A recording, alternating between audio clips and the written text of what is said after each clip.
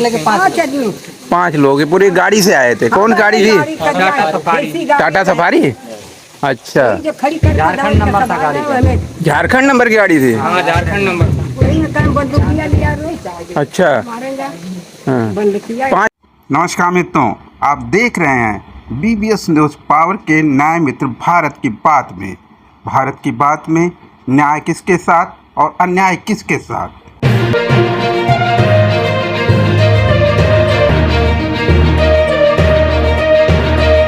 नमस्कार मित्रों, न्याय मित्र भारत की बात में आप सबका हृदय से स्वागत। आज हम राजनीति के उस चरित्र पर बात करेंगे जो पूरी राजनीति की परिभाषा बदल रहा है। भारतीयता की राजनीति का डीएनए भी चेंज कर रहा है, भारतीयता की परिभाषा भी चेंज कर रहा है। आइए वो राजनीति का वो मुद्दा, वो विषय जो आज पूरी राजनीति पर छाया हुआ है, एवं समाचार सूचनाओं में भी वो सबसे चरमोत्कर्ष पे है, क्योंकि हिंसा उसका दूसरा नाम है, आतंक उसका दूसरा चरित्र है। उस चरित्र का नाम, उस हिंसा को जन्म देने वाले राजनीति का नाम है जातिवादी राजनीति। एक तरफ हम जातिवाद का विरोध करते हैं और दूसरे तरफ जातिवाद के हिंसा को सपोर्ट करते हैं। जब राजनीति और प्रशासन और सत्ता तीनों एक हो जाएं तो देश आक्रांता से भर जाता है। ये सदियां गवाह हैं। देश में आक्रांता और लाशों की लाइनें लगी होती हैं और आम आदमी का जीवन अस्त व्यस्त हो जाता है। ऑलरेडी महंगाई और बेरोजगारी ने देश को आतंकित कर रखा है। ऐसे हालात में जब जातिवादी विध्वंस की राजनीति गांव के दहलीज पर पहुंचेगी, उसकी गवाही हम जहानागंज शाहपुर गांव से देंगे। जहानागंज थाने के अंदर एक गांव है शाहपुर। योगेंद्र जी के पुत्र प्रदीप कुमार, हमने जब बातचीत के दौरान हमें पता चला कि इस पूरे झगड़े की जड़ क्या है। पूरे झगड़े की जड़ में है जब एक व्यक्ति खुद जो संभ्रांत परिवार और संभ्रांत सोसाइटी से आता है, जिसकी संभ्रांतता की आंच में ही वो इस समाज के लोगों को धमकाने, हड़काने और आतंकित करने अपने बदमाश गिरोह के साथ पहुंच जाता है। अब आप यहाँ पर विशेष बात देखिए, एक तरफ बेरोजगारी ने, उस महंगाई ने उस व्यक्ति को जो संभ्रांत समाज का है उसे भी आतंकित किया। जब वो आर्थिक हालात से गुजर रहा था, जब वो अपनी बीमारियों से लड़ रहा था, उस वक्त जिसके अपनी बीमारियों की दवा करने के लिए उसके पास पैसे नहीं थे, तब उसी प्रदीप कुमार ने बना ताकि उनको उस बीमारी से लड़ने में, उस आर्थिक तंगी से लड़ने में उनको सहयोग मिल सके। वो भी बहुत बड़ा अमाउंट नहीं, बहुत छोटे से अमाउंट के लिए। लेकिन देखिए, जाति का अहंकार और राजनीतिक सत्ता के सपोर्ट का जो है उद्भव, एक नई राजनीतिक उद्भव ने उस व्यक्ति में लोभ और क्रोध और अहंकार की ऐसी शक्ति, ऐसी वासना बढ़ता है कि वो 5 गुंडों को लेकर के उसके घर पर पहुंचता है और उसी प्रदीप कुमार उसकी जिंदगी बचाने के लिए, उसका जीवन बचाने के लिए, उसी आर्थिक हालात से बाहर निकालने के लिए जो भी उनके सामर्थ्य में संभव था, उन्होंने उसकी आर्थिक मदद की। लेकिन वो पैसा उन्हें वापस न करना पड़े, इसके लिए उनको आतंकित करने पहुंच गए कि तुम्हारी क्या हैसियत इतनी छोटी जाति के कि तुम हमसे पैसा वापस मांग सकते हो। ये हमारी मर्जी है हम तुम्हें पैसा दें, या हमारी मर्जी है हम तुम्हें पैसा ना दें। इस छोटी सी बात के लिए किसी के जीवन को खत्म कर देने की धमकी, किसी को जीवन को खत्म, अटेम्प्ट टू मर्डर का प्रयास किसी भी समाज के लिए, किसी भी संभ्रांत समाज के लिए, किसी भी राजनीतिक और राष्ट्रीय राजनीति के चरित्र के लिए एक बदनुमा धब्बा हो सकता है, एक कलंक हो सकता है, लेकिन वो समाज का आईना नहीं हो सकता। समाज संपूर्ण प्रशासनिक सत्ता और शक्ति को के सामने ये चुनौती है कि जहाँ लोग बेरोजगारी और महंगाई से ऑलरेडी आतंकित हैं, जहाँ एक दूसरे के बीच में भाईचारा और सहभागिता की संस्कृति थी, ये उसी संस्कृति के चलते वो सहभागिता ही थी। साथ इन्होंने षड्यंत्र रचा और 4 अन्य फॉरवर्ड क्लास के लोगों को लेकर 5 लोगों ने उनके घर पे धावा बोल दिया। आइए उस परिदृश्य की एक छोटी सी कहानी की सच्चाई को विजिट करने के लिए न्यूज पावर की पूरी टीम वहां पहुंची और उसके बाद हमने क्या देखा और उनसे क्या बात हुई, आइए देखते हैं उस घर की 4 दीवारी में क्या क्या हुआ। जो भी लोग उपलब्ध थे उनसे हमने बात किया, बीबीएस न्यूज पावर की टीम ने उनसे बात किया और उसकी सच्चाई आपकी आंखों के सामने। योगेंद्र जी के घर पहुंचने से पहले हमारी यात्रा का छोटी सी क्लिप आपके नाम। आइए देखिए ये रास्ते कैसे हैं, गांव के हालात कैसे हैं, गांव की पगडंडियां कैसी हैं, और जिन पगडंडियों से होते हुए अब हम ठीक उनके घर के सामने पहुंच चुके हैं। ये डी बाबा का मंदिर है जो हर गांव के बाहर होते हैं नॉर्मली, ये वही मंदिर है। और सामने जो दिख रहा है वो उन्हीं का घर है। आइए चलते हैं अब उनके घर के अंदर, और उसके अगल बगल जो लोग खड़े हैं, बाहर खड़े हैं, कुछ लोग उनसे भी बात करेंगे, कुछ बच्चे आ रहे हैं उनसे भी बात करेंगे, जानेंगे कि उन्होंने क्या देखा था, उन्होंने क्या सुना था और वो क्या जानते हैं। ये घटना ऐसा क्यों हुई, ये घटना के बीच में, ये घटना के पीछे की कहानी क्या है, इन बच्चों से, इन जवानों से समझने की कोशिश करते हैं। ये योगेंद्र जी का घर है जी। क्या नाम है पूरा उनका? योगेंद्र जी है बस, या कुछ और भी? योगेंद्र राम। सब अंदर आने देंगे? पिताजी का नाम आगे अंदर पूछ लीजिए। ये यही वाला घर है उनका? जी। अच्छा, आप उनकी चाची है क्या? हाँ, हम चाची। चलो खड़ा हो जाइए। देखिए इनकी चाची जी हैं, शायद इनके घर में एक ही बुजुर्ग बची हुई हैं। उनकी मम्मी नहीं है क्या? हाँ? उनकी मम्मी नहीं है? अरे नहीं, योगेंद्र उनकर मम्मी मर गई है। अच्छा, पापा मर गए वहाँ? पापा मर गए वहाँ। गार्जियन में आप ही बची हैं? हाँ, हम बची। अच्छा, आपका नाम क्या है? सीता। तो आप थी जिस समय ये घटना हुई थी? ये रहली। यही कुर्सी के पास ही, या नहा रहे थे जन्नल पे? बोतल है ना, हाँ हाँ। वही। अच्छा, ये देखिए नल जो लगी हुई है, शायद वो नहा रहे थे। हाँ। हाँ वो, अच्छा। नहा प्रदीप नहा रहा था। उनका नाम प्रदीप है, घर का क्या बुलाने वाला? लड़का का नाम है जो कि अंदर के प्रदीप से मामला है। अच्छा, झगड़ा प्रदीप से हुई हाँ, थी? प्रदीप से हुई। प्रदीप अच्छा, से- योगेंद्र जी के बेटे हैं वो? हाँ, जो उनके बेटे हैं। अच्छा अच्छा अच्छा अच्छा।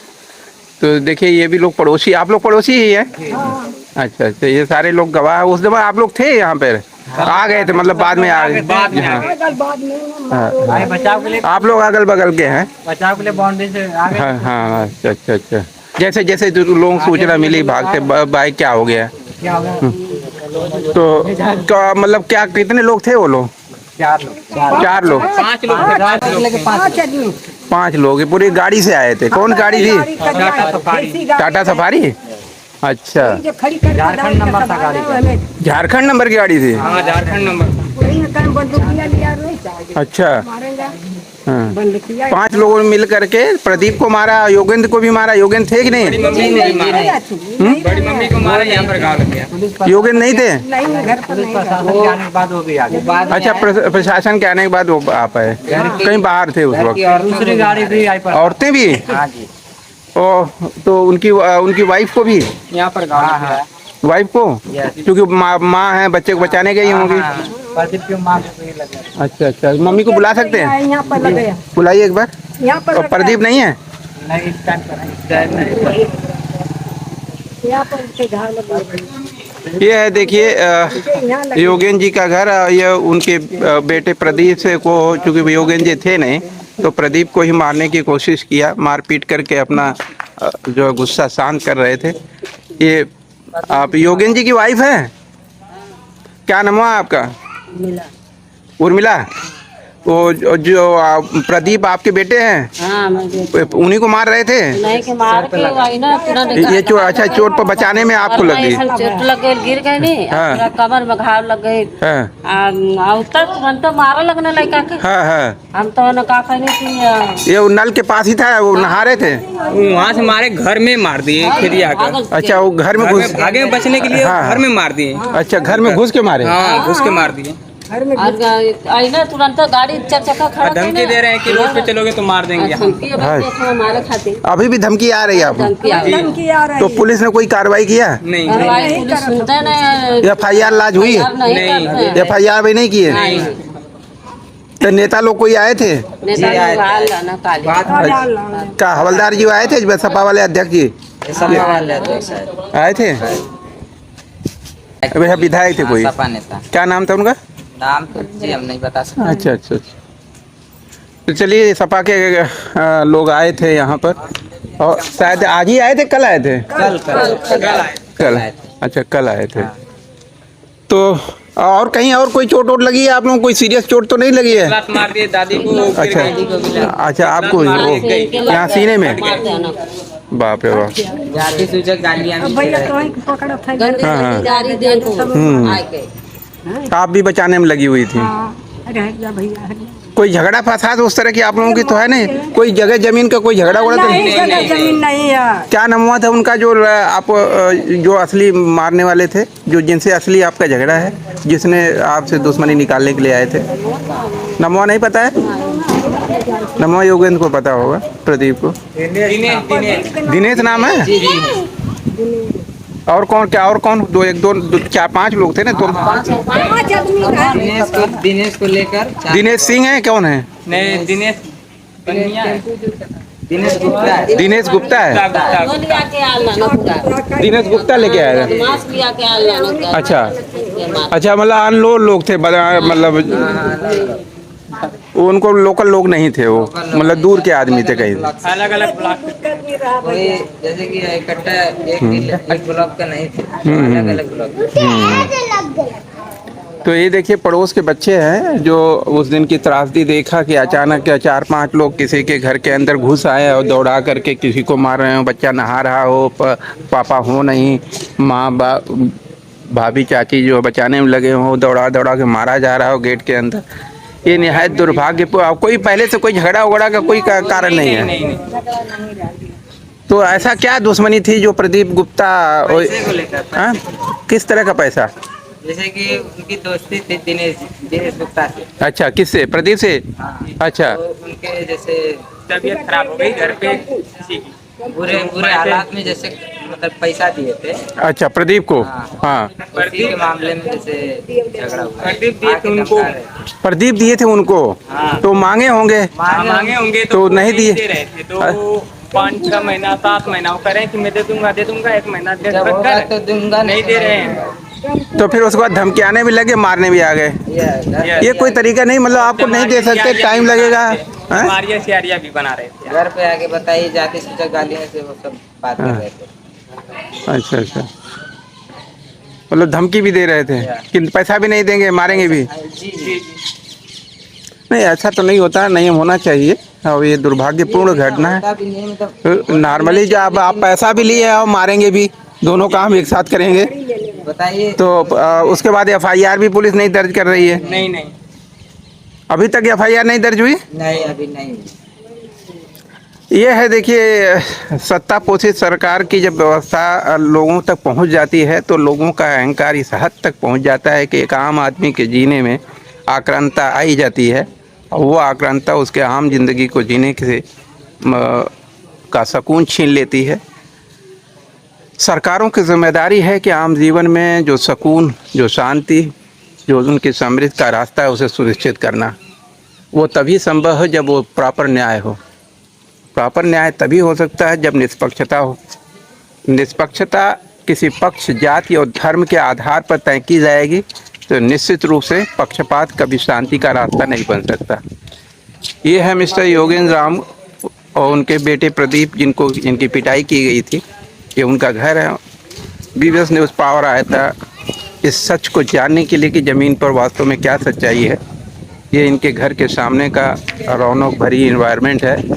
बरसात होने का मौसम है, इसलिए हमारे